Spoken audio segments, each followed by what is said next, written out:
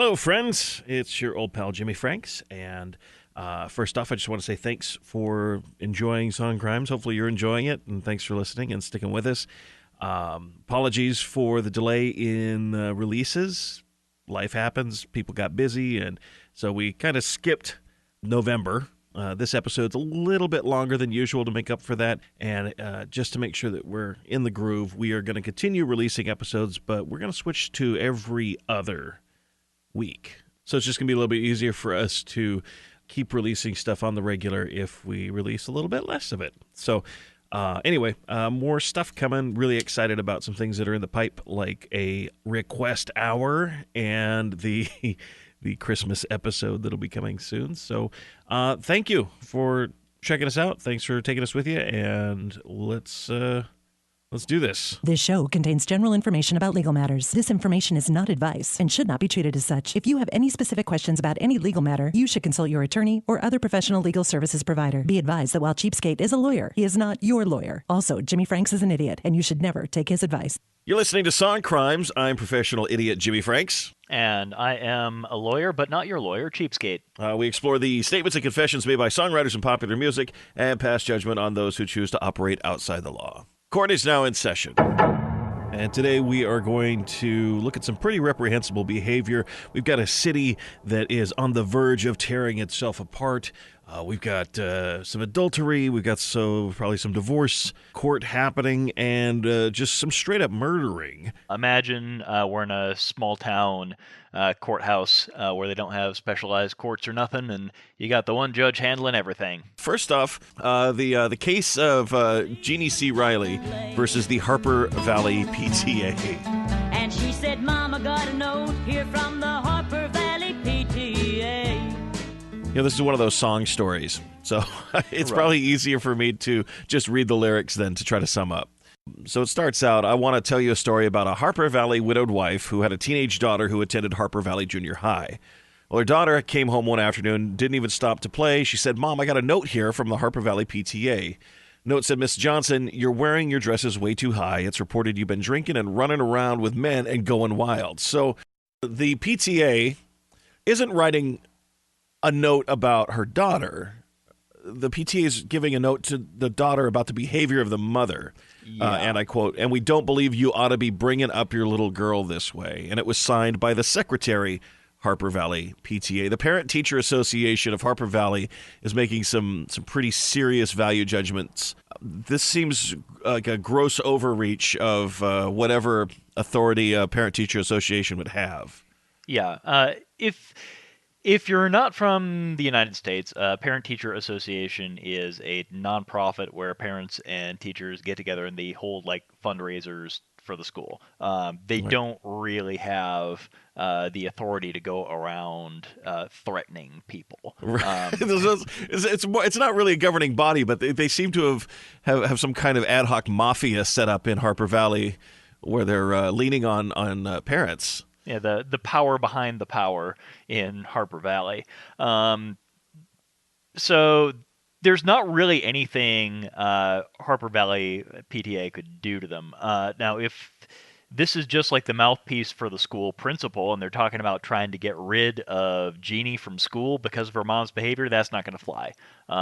Under federal law, you have the right to free, appropriate public education.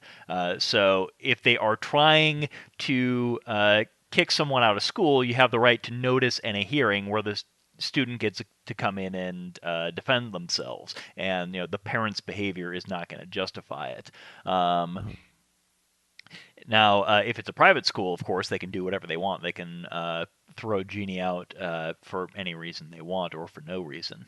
We'll move ahead on the assumption that it's a public school. This could be considered harassment, couldn't it? I mean, if yeah, and if they are trying to pressure Mrs. Johnson to move out of town, which it sounds to me like they might be trying to do here, she might have a fair housing claim against them for sex discrimination, saying, they are working to try to deny me my right to live in the town of Harper Valley because I am a single mother. I see. Well, let's take a look. I mean, we've looked at the PTA's behavior here a little bit. But let's get into the nuts and bolts, because maybe the PTA is living in a glass house here and they shouldn't be throwing stones, right? Because as Mrs. Johnson, as she's named in the song, wore her miniskirt into the room. She addressed the meeting of the Harper Valley PTA. She's calling out Bobby Taylor for kind of maybe sexual harassment or just kind of unwanted advances. Bobby Taylor sitting there 7 times he's asked me for a date. And Mrs. Taylor seems to use a lot of ice whenever he's away. You've got a note here about smoking meth? Yeah. Is that the street slang? I don't know. Yeah. In some places, they do call meth ice when you're smoking it. I can't see anything else scandalous about using ice unless that's street slang from the 60s that I'm not picking up on. Okay, gotcha. So, assuming Mrs. Taylor is using a lot of ice, meth is a Schedule II drug, which is where they put the drugs that have a high potential for abuse but do have some legitimate pharmaceutical uses. In Tennessee, where this song is taking place, if she doesn't have a prescription for it, she's looking at a misdemeanor. Could be up to a year in jail or a $2,500 fine. Okay. And then we've got, Mrs. Johnson is just throwing shade all around the PTA meeting here. Yeah, I wonder if she's got like a network of informants in this town. That it's Mrs. Johnson and the Harper Valley PTA playing spy versus spy with each other. Mrs. Johnson has the town completely bugged. She has all the dirt, all the secrets. She knows where all the bodies are buried.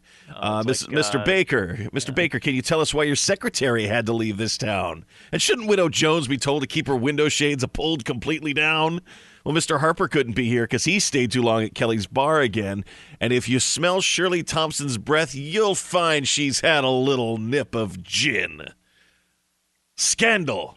Shirley Thompson is drunk at the PTA meeting. Public intoxication. Is this a crime? Maybe? In this one line, I can't tell. Tennessee's public intoxication statute applies when you are A, drunk in public, and one of 2 other things. You're endangering yourself or others, which doesn't sound like she is here, or the offender unreasonably annoys people in the vicinity, which sounds to me like she is staggering around and raising her voice and causing a ruckus. Okay. And then the next line, and then you have the nerve to tell me you think that as a mother I'm not fit. I don't know. Is Mrs. Johnson an unfit mother? I mean, she is wearing her dresses way too high and drinking and running around with men and going wild, but it's no worse than everybody else in the community. That's kind of the whole point of the thing. Yeah. And the standard for being unfit as a mother, having access to your child restricted, is pretty high. It's going to depend on which men she's running around with and how often. If she's bringing home a new uncle for her daughter every week and she's getting drunk with the kids around, she's dating really dangerous dudes, then Child Protection may pay her a visit. Mrs. Johnson has every right to come to the meeting and speak her mind. My concern is the other members of the PTA might try to turn this around on her and say that she's an unfit mother because she's showing up in public assembly and freaking out on the crowd. Does that make sense? Yeah, I mean, that's going to turn into the kind of cases that the courts hate to handle, because now, to the extent Mrs. Johnson didn't have a bullseye on her back before the speech, she sure as heck does now, and this could turn into, tear this whole town apart. She should have found some way to stick up for herself. This is probably not the best way to do it. Let's review the charges on the smoking meth. Unclear, right? We don't have enough information there. Yeah, that's just speculation. It's just she says that she seems to use a lot of ice. That could be hearsay. There's no eyewitness account of her using a lot of ice. It sounds like rumors. Planted a spy camera in her house. Right. Would that be admissible? Oh boy. That's Tennessee state law on recording people without their consent. It's not a public place. Let's guess. I'm going to say no. Yeah. I'm going to say that Mrs. Johnson's probably going to be in more trouble for for planting spy cameras. Yeah, there's probably a around video town. voyeurism statute, and if she's breaking into the house to install it, then she's being busted for burglary. Now, this whole song is really turning into the East Berlin PTA. This town is a powder keg, and it's about to explode. So that there's no guilty or not guilty in general. It sounds like we don't really have anything that we can really pin on anybody here, right? Yeah, I think what happens next is there are a lot of angry people sitting at the county sheriff's office ready to file complaints against each other, and a sheriff who is sick of dealing with this. So not guilty. Yeah, I'm not finding anybody guilty here. No. I recommend that Mrs. Johnson and everybody in Harper Valley PTA taking a couple rounds of laser tag and maybe an improv class to learn how to work together, do some team building exercises so that they can figure out how to get on the same page. Yeah, and my recommendation for Mrs. Johnson is great for her to keep looking for the right man, but be careful about the ones you introduce your daughter to. For our next case, we're going to drop into divorce court and review the Pina Colada song, Escape, from Rupert Holmes. If you like pina coladas and getting caught in the rain, if you're not The anthem of lounge lizards everywhere kind of starts out condoning extramarital affairs. We're going to start, I'll just read through the first few lines here. I was tired of my lady. We'd been together too long, like a worn-out recording of a favorite song. So while she lay there sleeping, I read the paper in bed, and in the personal columns, there was this letter I read. If you like pina coladas, getting caught in the rain, if you're not into yoga, if you have half a brain. First off, I should go back and say, millennials, before Tinder, there were these things called newspapers. Yes. Before OkCupid, even. Even before Yahoo Personals, there was a thing called a newspaper, and people would send in their profiles, and then people would write them back and forth. They would send correspondence through the mail to meet each other. And they wouldn't even have pictures attached. So the letter read, if you like pina coladas and getting caught in the rain, if you're not into yoga, if you have half a brain. So I don't think I caught this when I submitted this for your review, but you were the one that pointed out that maybe you shouldn't be dating somebody with half a brain. So I'm assuming that this person has experienced blunt force trauma to the head, maybe just an awful car accident. They're still functional. Like, they've got to be functional enough they can write a letter to the paper. Assuming that their caregiver isn't submitting a personal on their behalf, because that seems like all kinds of wrong. Yeah, well, the personal is soliciting somebody here who has half a brain. And that's got me concerned, because people with mental disabilities are really, really often victims of predatory people, including predatory sexual behavior, because the perpetrators know that people with mental disabilities don't make for very good witnesses. Are you suggesting that there's somebody at an assisted living facility who's pimping out patients? What I am more concerned about here is that there is a hustler here who is soliciting people with disabilities, and this is an actual thing that happened around here a while ago, and happens around the country. There is a person sitting here looking for people with mental disabilities, and is going to go on dates with them and befriend them just long enough to become the payee on their disability check, and then vanish. Oh my God, that's awful. Yeah, that is the reason why your lawyer cries at night. But so in New York, where Rupert Holmes is from, if someone is so gravely disabled that they can't consent to sex, having sex with them is a felony. As it should be. Yeah.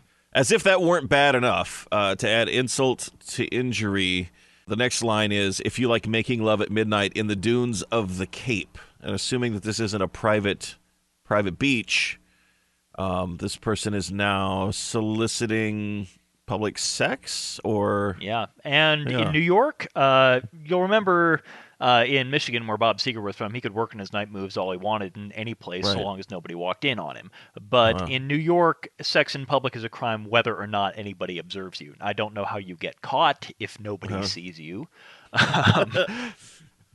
But, if you turn yourselves in, I guess. if two people have sex in the forest and no one hears it, doesn't make a sound. Yeah, they like find the imprints of your body on the sand in the morning, and then go out looking for the perps. That would be an amazing CSI episode where they're doing plaster casts of someone's butt cheeks and pine needles. Oh boy. Yeah, I mean, it's only going to be a misdemeanor, and I don't think CSI chases after misdemeanors very often, but I haven't seen the show in a long time, so it could have changed. And the final line of this personals ad is, "Then I'm the love that you've looked for. Write to me and escape." Now, you say escaping from public jail, but I think we might be going back to, I'm going to help you escape from whatever caregiving situation you have, and I'm going to whisk you away to make love to you on a sand dune, and then maybe start collecting your disability check.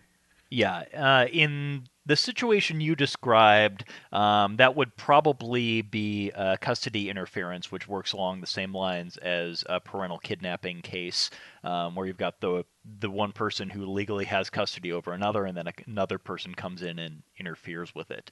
If they're writing to me to escape from some sort of correctional institution, then it would be a felony. If it's just escaping from another form of custody, like if you're being arrested and you run away before you get to jail, that's just a misdemeanor in New York.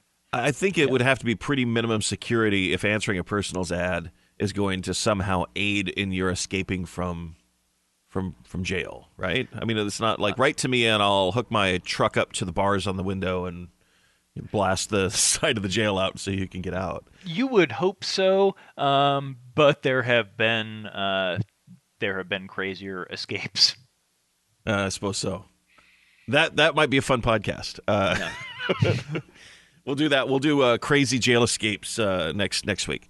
Yeah. If you're interested in crazy stories of busting in and busting out of places, I recommend getting a book called The Burglar's Guide to the City, which covers a lot of that stuff. Excellent. It's a fun read. So that's kind of it. So he's not happy. This Mr. Holmes is not happy in his marriage. After ruminating on this personals ad for a bit, he decides to take out his own personal ad and kind of plagiarizes the other one. Yes, I'd like pina coladas and getting caught in the rain. I'm not much into health food. I am into champagne. And then suggests that I've got to meet you by tomorrow noon and cut through all this red tape at a bar called O'Malley's, where we'll plan our escape. So he's just jumping straight to it. You know, they do say that with online personals that it's best to really set up an in-person meeting quickly so you don't end up with, 2,500 back and forth text. So his technique, his game is on point. He does go to the bar. He knew her smile in an instant. He knew the curve of her face. And he says, "It was my own lovely lady." And she said, "Oh, it's you." Then we laughed for a moment and said, "I never knew." So if they're both now thinking about fooling around and they discover that each other is soliciting or trying to get some side action via the Daily Planet or whatever publication that they're writing to, how's that going to play into a divorce case? Assuming that they don't reconcile, and this isn't some kind of Mentos commercial where they're like, "Oh, you, oh, you trying to sleep with somebody else," but they're like, "You know what? We have some serious irreconcilable differences in our relationship that we need. Maybe we should just be apart." Yeah, it's How does funny. this? It's funny that we get to address this in New York because that was the last state to adopt no-fault divorce. It wasn't until 2010 that you could get a no-fault divorce, a divorce just for irreconcilable differences in New York. Okay, can you talk a little bit about what it was like before? Can we just spend a little bit of time explaining how divorces worked in 20th century America? Yeah, in the olden days, you had to have a cause for divorce. You couldn't just say, look, this isn't working out. So the ones you would normally find, like adultery was a cause, abandonment, somebody's in prison, inability to consummate, and like severe cruelty, which was not often defined. Nevada was the first one to come up and just say, look, if you don't want to be married, don't be married. And that kind of spread through the country from the 60s and going forward. Now, but if I'm not mistaken, people would travel to Nevada to get a divorce. Yes, and you had to live in Nevada long enough to establish Nevada residency. So if you were a glamorous Hollywood type, you'd go in there and hang out at this singles hotel for a few months, probably trying to hook up with another divorcee while you're establishing residency. And there are still celebrities who try and hustle this. I forget which one it was. There was a celebrity woman a few years ago who alleged that her marriage was fraudulent in order to get her case moved to the top of a docket in California, and then came back and said, no, it wasn't fraud. I was just moving to the top of the docket. Like, thanks for lying in a court document, lady. Womp womp. It suggested that things ended okay for them. They turned a corner in their relationship, and maybe now they're sorting some things out. But yeah, and it's good for them because under pre-2010 New York divorce law, they couldn't have gotten divorced over this. You needed actual adultery and not attempted adultery. Mm-hmm. So you needed the private eye to sit there and wait for actual penetration, and then take the photo, and then got it. So. Let's review the charges. Soliciting relations with a person with a severe mental disability. If they are going after somebody who can't consent, then they're looking at felony charges. Okay. Public sex in New York, guilty. Yep. Yeah, just doing it. Escaping from jail or some kind of mental health organization. Yeah, it sounds like they're soliciting or attempting that offense, but again, none of those things actually happen because the right person answers the ad. Okay. I sentence these two to cancel their newspaper subscription.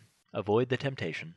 I sentence these two to purchase each other gift cards to Jimmy Buffett's Margaritaville for their anniversary so that they can go out together and enjoy a tasty pina colada and celebrate each other's love. You're the romantic one of the team. A bar called O'Malley's probably doesn't have a great pina colada. So from divorce court, we are going to wherever it is that dirty deeds are punished for AC/DC's Dirty Deeds Done Dirt Cheap. Dirty deeds done dirt cheap. Dirty deeds and done dirt cheap. And where would you see is that like district court, superior court? Does it depend on where the crime happened? Yeah, that's where it would happen. It would happen either in the state's highest trial court, or it would happen in federal court, and we'll talk a little about what the difference would be here. Okay. So kind of sticking with the personals ad theme of the last song, this is someone who is advertising their services as a mercenary assassin. It's pretty much just all about that, where if you're having trouble with people, I will commit crimes on them. Dirty deeds done dirt cheap. There's not a whole lot else to say. But without sacrificing quality. Right, yeah. They do, there's that triangle of fast, cheap, and good. They say that you can have two, but not all three. Yeah. So I think you're getting fast and cheap dirty deeds here, but maybe not the best dirty deeds. I'm not sure. Because they're dirty. They're not clean. Yeah. But there's some stuff to look at here. So maybe not in the lyrics themselves, but I think we can draw some conclusions based on the tenor of the message. First off, you're advertising a phone number here. Pick up the phone. I'm always home. Call me anytime. Just ring 362-4360. And we were discussing whether that 362 is the area code or not. If it is the area code, this would place us just outside of Kansas City, Kansas. But you had a story that maybe it was taking place in Florida, right? Yeah, well, that was a mistake. It was a Florida newspaper reporting on it, but it happened in Libertyville, Illinois. Okay. Yeah, Norman and Marilyn White of Libertyville, Illinois, filed suit against AC/DC because people thought they were singing 362-4368, and they kept getting phone calls. Just it's like the case law right next to the case of Tommy Two-Tone versus Jeannie. Yeah. And anybody who had 8675309 was basically screwed for the entire decade of the 1980s. But tell me a little bit about using the phone to solicit murder. Yeah, this is one of the places where it might turn federal, because hiring somebody to commit murder is usually going to be prosecuted under state law. But there is a separate federal offense for making an interstate or international phone call to solicit someone to commit murder. And assuming that you're making the phone call to Australia, where ACDC is from, the feds could prosecute that. And that crime is, I believe, the first one we've covered that will get you the death penalty. It's life imprisonment, death penalty, or $250,000 fine. You said or. Like you get an option at the end? You don't get the option. The court gets the option based on the federal sentencing guidelines, which are they're published guidelines on how to here are aggravating factors and mitigating factors to help you determine what sentence you should impose on somebody, and it's usually not going to be the maximum. So when you're talking about federal offenses, say it carries up to whatever, it's very rare to get the top range of the offense. So this person is probably not going to get the needle, but they could. And okay. AC/DC is not going to get the needle here at all, because Australia and the U.S. have an extradition treaty, and that treaty specifies that nobody extradited under the treaty is going to get the death penalty. Oh, well, that's nice for them. The chorus is Dirty Deeds Done Dirt Cheap. They are advertising contract killing. The stories that I've heard in the news, usually it's a jealous spouse or a business partner who feels that they've been cheated. They find somebody who says that they'll kill somebody for money, but it always ends up being the cops or an FBI undercover agent. We did have a successful contract killing about a year ago here that was drug related. Successful in that the people died, unsuccessful in that everyone involved went to prison for a very long time. Okay. Well, let's assume that they're legit and they're not a sting operation. Right. It's not a sting operation. This is a legit killer for hire. That's against the law, right? Yes. Yeah, I kind of figured, but maybe tell me a little bit more about that. Yeah, the killer is going to be charged with murder, and the person hiring them is either going to be charged as under solicitation to commit murder or conspiracy to commit murder, depending on which state you're in and how much the employer participates in the crime. If all they do is say, hey, here's X amount of dollars, go clip this guy, then it's probably solicitation. If they do things more than that, like I'm going to invite him to this particular location where you're going to bump him off, or, I'm buying you plane tickets to get here, things like that, then it starts to look more like conspiracy. Okay. And depending on the state, the penalties are going to vary on that. But for conspiracy, you usually get punished in the same way as somebody who actually committed the offense. I'm going to play devil's advocate for this because I'm looking at the lyrics. They don't ever actually come out and say, I will kill somebody. I'll injure somebody. They don't ever say it. They don't say it. It's strongly suggested. You feel like the spirit of the thing that's where they're headed, because they're like, if there's all of these people that are really grinding your gears, let us assist you in these dirty deeds. But could the dirty deeds be pranks? Could they be? Yeah, I mean, I'm going to point and make fun at you. I'm going to pants you in public, or which actually could even be illegal. But yeah, looking at this, I think the bit about in the second verse, I'm here alone, or make a social call. Come right in, forget about him. We'll have ourselves a ball. Hey, that sounds to me a little like he's going to be breaking and entering and possibly committing vandalism inside. So, and he could be using cyanide and TNT and neckties to commit vandalism, or using the TNT to blow up somebody's neckties. Take that, buddy.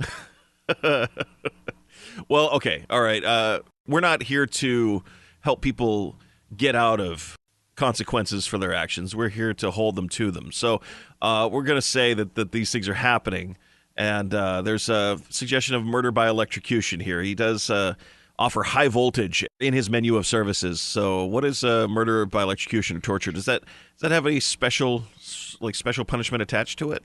Not so much special punishment. Well, in some states it does, but most states have special intent rules when you're dealing with a really gruesome method of killing somebody, like electrocution or torture. Now, normally, when you're busting somebody for murder, you have to prove that they are intending to kill the person. If you don't prove that, but you prove that they killed them without the intent, then you might get them for manslaughter.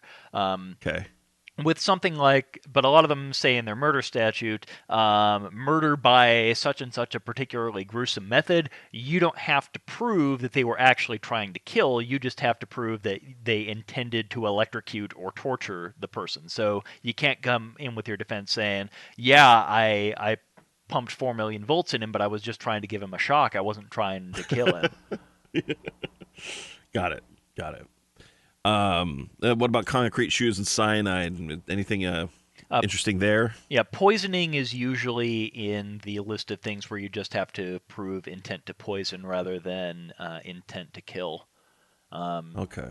If it's concrete shoes, as we've discussed before, it's going to be hard to prove whether the person drowned or whether they were already dead and fitted with the concrete shoes and dumped overboard afterwards. Right.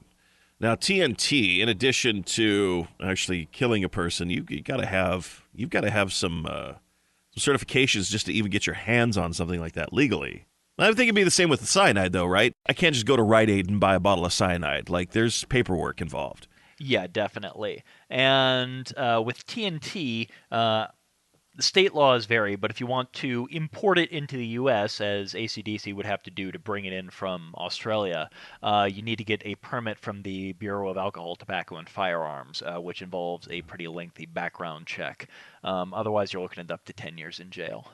And then just as an aside, looking at his menu of services here, he's got his concrete shoes, cyanide, TNT, neckties, contracts. I want to imagine the members of AC/DC burdening someone with so much paperwork that they're bored to death as a viable method of murdering somebody.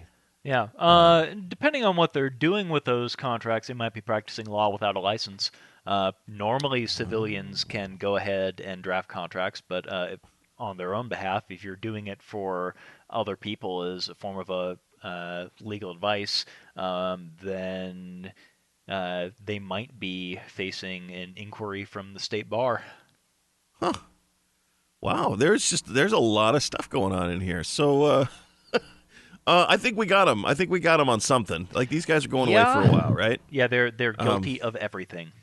They're guilty, just guilty. Yeah. We're throwing the book at AC/DC. What are we going to sentence them? I would like to sentence them to being deported to some sort of prison colony. I wonder if one of those places exists. And I've sentenced AC/DC to a 10 p.m. curfew so that they can no longer be shaken all night long.